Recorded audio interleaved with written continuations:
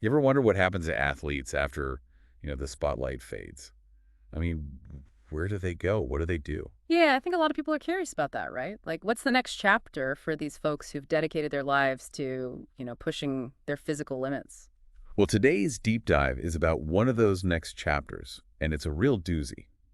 Hmm. We're going into the ring, but also kind of into Russia with the story of Kevin Johnson, Kevin Johnson, the boxer. the one and only.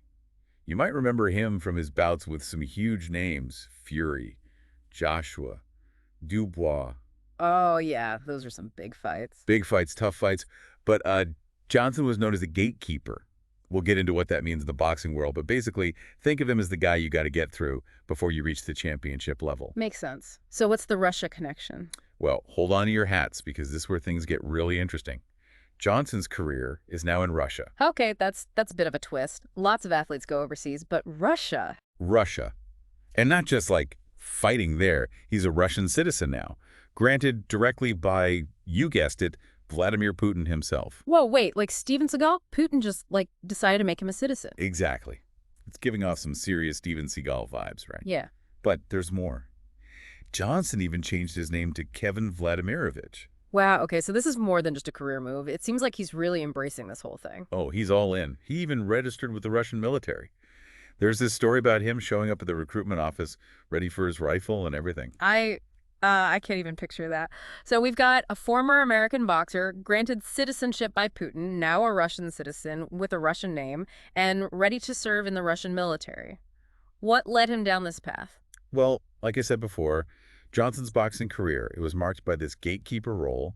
He was a tough opponent, a seasoned pro, always in the mix, but never quite reaching the top himself. That's got to be a tough spot to be in mentally, right? To constantly be the test for these rising stars, but never quite get your own moment in the spotlight. Yeah, I mean, you got to wonder how that affected him over time. Fighting these guys who all went on to become champions, Fury, Joshua, Dubois, it's got to be a bit of a psychological hurdle. Definitely. So maybe going to Russia, being embraced by Putin, it's a way to finally get that recognition he felt he deserved. Maybe. And he's certainly been vocal about his support for Putin.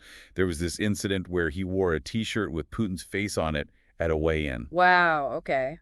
Bold move. What was the reaction to that? Well, he called it a gesture of respect, saying, and I quote, "This is my president. This is my chief commander." Chief Commander. That's some pretty strong language. It almost sounds like he's positioning himself as, well, almost like a soldier for Putin's cause. And it gets even more interesting. He's also said that Russia provides all the ingredients he needs for a good recipe for life. So it's not just about boxing, it seems. No, it definitely seems like there's something deeper going on here. It makes you wonder, is this genuine admiration? Or is it, maybe a bit of a calculated move?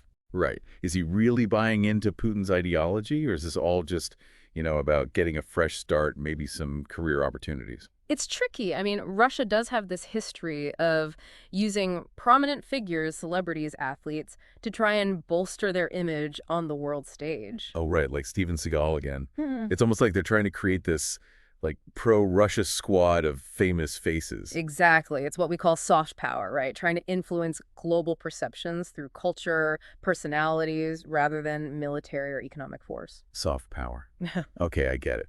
So Johnson becomes, like, a pawn in this bigger game. Well, I wouldn't say a pawn, but he definitely becomes a symbol, right? And it's Yeah. all happening against this backdrop of, really tense U.S.-Russia relations. Yeah, it's like everything he does, every statement, takes on this extra weight because of the political climate. For sure.